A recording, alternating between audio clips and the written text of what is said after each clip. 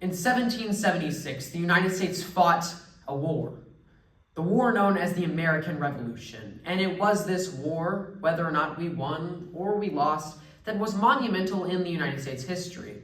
But whether we won or lost wasn't really the point. It was the values and ideas that the United States exhibited and wanted to exhibit that they fought the war in the first place. But what were those values? Well, they had two key values that they wanted to fight for: freedom and liberty. Both values that we would hope to see exhibited and protected in today's society. Correct? Well, maybe. But it does lead us to ask today's question: is the US media doing enough to protect free speech? No. And we can analyze this response in three key ways. The first, looking at media consolidation. The second, something that you contribute to every single day, social media. Before, finally, looking at what we can do to solve this problem in American society. So first, what is media consolidation? Well, as CBS News tells us, media consolidation is one thing. It's media going into the hands of less people. But why is this? Well, as NBC News in 2024 explains, media consolidation has happened throughout history because of one main factor: digital media. This is because when you were a kid, you got a newspaper on your doorstep every time. But now, your kid doesn't know what a newspaper is and gets their news on TikTok.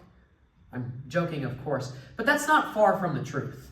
We can see that as media has gone digital and as news has become more accessible to more people, there is less people actually contributing to that media and less people actually contributing to that news.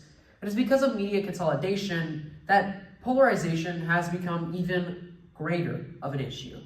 Because less ideas and viewpoints are realized or acknowledged, there is greater polarization throughout, and thus leading to less free speech being exercised overall. This is a problem because less people are able to even exercise their right to free speech because there's less of a way for them to contribute. Your local newspaper with people can't be realized, and that's a huge problem in society. But a platform where you can exercise your thoughts and ideas and everything you believe to be true is social media. But the problem with social media is that it's actually protected under the First Amendment to censor.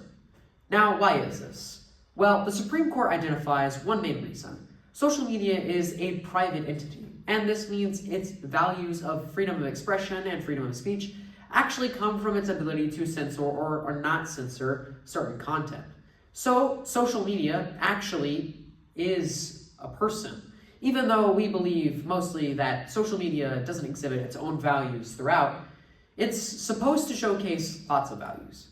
But the problem with censorship in social media is that it leads to, like I said earlier, even more polarization. And this is becoming a large problem in the United States. As Pew Research Center in 2024 tells us, that polarization is the leading cause of political discourse, but also hatred towards other groups of people. This just means that even when people are exercising their First Amendment right, or media is trying to protect its First Amendment right, it's not doing a very good job of doing so because more polarization actually happens. And this has two effects, as AP News outlines. The first effect is more politically polarized viewpoints, outlooks, and values. And all this means is bad outcomes for multiple people throughout. And this is just overall a poor outcome. But the second is that media platforms as a whole don't necessarily respond in positive ways. They actually reduce the amount of content, go towards the middle, and don't show their freedom of speech viewpoints. Because of recent events, we can see that this is the case. With the death of political activist Charlie Kirk, we can see that the government made a statement talking about statements about him. And this led media companies to believe that they couldn't actually produce any content referring to the political activists, good or bad, for fear of what the government might do. And so, what can we do to fix this very obvious problem? Clearly, there isn't enough being done, and there isn't enough understanding of what we should do. So, with many micro steps in between, I'll give you a one-step solution on how to fix this problem. And media companies, if you understand, you might actually be able to fix a growing problem in your production of media. It's something that Sullivan v. the New York Times actually exercised. In the Supreme Court case, Sullivan v. the New York Times posted about the actions that the Montgomery, Alabama Police Department was making during the times of racism and segregation. The actions that they were making, they found unjust, and obviously there was a problem. So they made a statement. But the commissioner of the Montgomery, Alabama Police Department decided that that damaged his reputation and that that would continue to be a problem. So he wanted to do something about it, so he sued the Times. But the Times fought back, and this is what I'm talking about. The way that social media and media companies as a whole can fight back and exercise their right is to do two things. The first is exercise your right. Showcase your beliefs and viewpoints, if true, and share them with other people. But the second thing that they can do is when they are fought with these accusations and even sued, fight back and take legal action. Take the moral high ground and actually exercise your rights. You have a right to the First Amendment and freedom of speech, and so you also have a right to take the person who accuses you of doing wrong to court.